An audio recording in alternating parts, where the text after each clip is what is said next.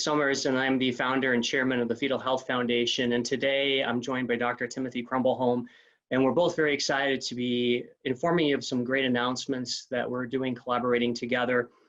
First and foremost, I just wanted to talk real briefly about what Fetal Health Foundation is and how it came to be. Almost 18 years ago, this month was when we were first diagnosed, my wife and I, with twin-to-twin transfusion syndrome. And at that time, we were given very little hope that something could be done to save my daughter's lives. And we were fortunate that we were able to find someone to provide us that hope, and with in utero intervention saved my daughters, who are now experiencing their first year of college, albeit during a pandemic, from home. But we wanted to do more. My wife and I we wanted to do more, and we realized that a lot of families are affected by fetal anomalies and syndromes every year. And that led us to develop, a couple years after they were born, the Fetal Health Foundation. And our goal was really one of hope. And our mission is that we provide awareness, support, and education to families receiving a fetal abnormality diagnosis. And the foundation partners with the fetal medical community through innovation to advance research and improve overall clinical outcomes. And we're very, very excited to be talking about some of our initiatives that we have coming up. And with that, I would love to introduce Dr. Timothy Crombleholme. Thank you, Lonnie.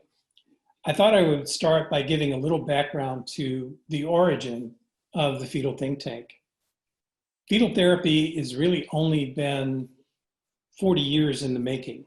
And while the time has gone quickly, we're a very new field, a very young field that doesn't exist in any single specialty. We sort of practice at the interface of maternal fetal medicine, pediatric surgery, genetics, among a number of specialties.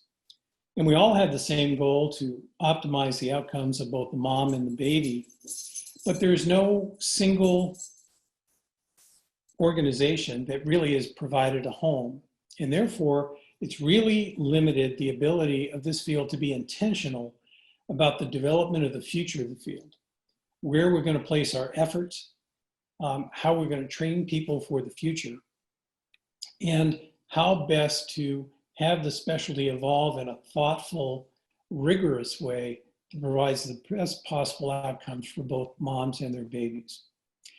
Now, the idea for the Fetal Think Tank really grew out of an initial Advances in Fetology meeting we had in Beaver Creek in 2015.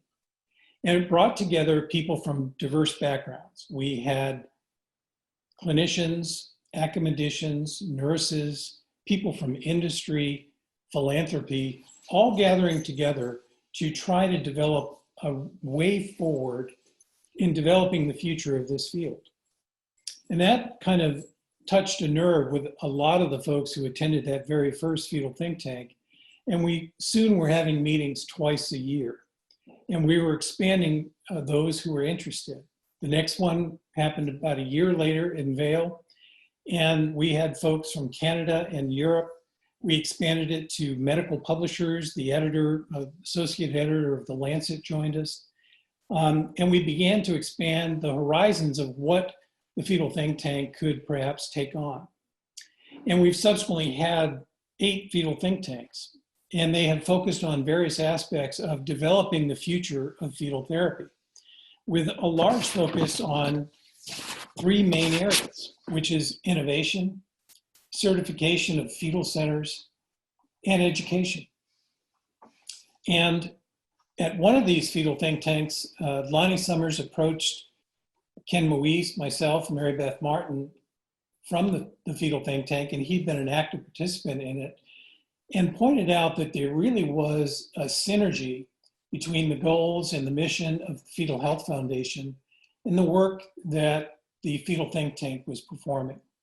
And could we join together in a partnership that would advance the work of both entities?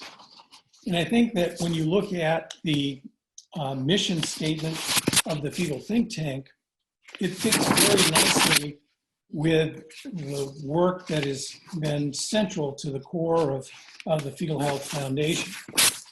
The mission statement for the Fetal Think Tank is improving the advancement of fetal medicine through strategic collaboration in research, innovation, and education. And that really dovetails with the goals of the Fetal Health Foundation. And through this partnership, we hope to expand the horizons of this field, to bring in folks who haven't been involved with it to be involved, to advance the education of the next generation of fetal surgeons, fetal interventionalists, and expand the opportunities that will be available for pregnant mothers with fetuses with anomalies that might be treated in utero to enhance their outcomes. And so one of the areas that we've focused attention on is how could we develop a process, a voluntary process, to certify centers that they could establish and independently confirm that they have all the resources, all the expertise, and the experience to offer patients the full range of fetal interventions and prenatal diagnostic evaluations that any mom would want for her baby.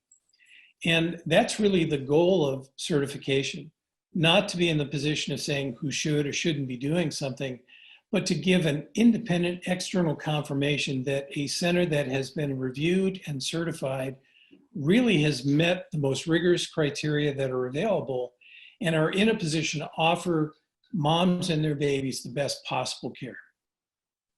Another area of collaboration, which is innovation. And the innovation goal of our pillar, if you will, is to collaborate with various stakeholders and disciplines in sharing and developing solutions that will lead to enhanced outcomes. We recently, the Fetal Health Foundation, along with the Fetal Therapy Think Tank as one of our programs, are very excited that through that meeting came out to be, we addressed several different challenges that we have in fetal medicine.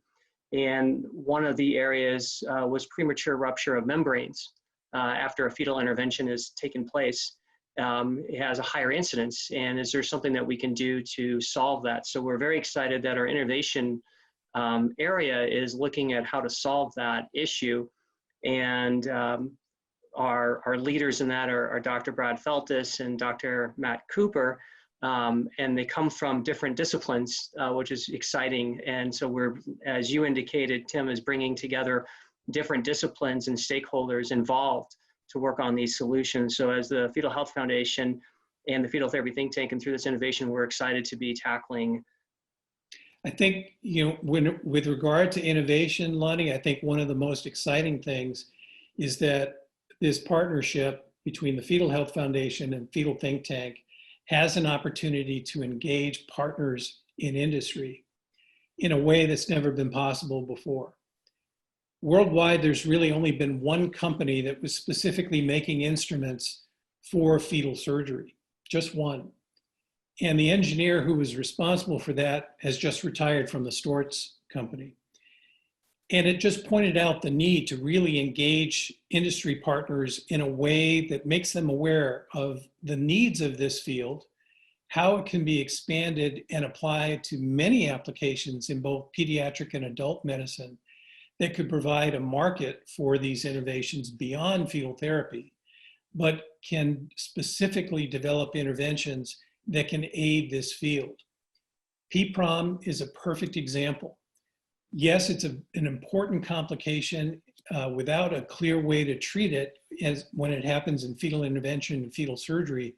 It's a much bigger problem in fetal medicine in general. For those pregnancies that have spontaneous PPROM, has an enormous contribution to prematurity, premature mortality, that could be the beneficiaries of this kind of collaboration with industry to develop a way to treat this successfully.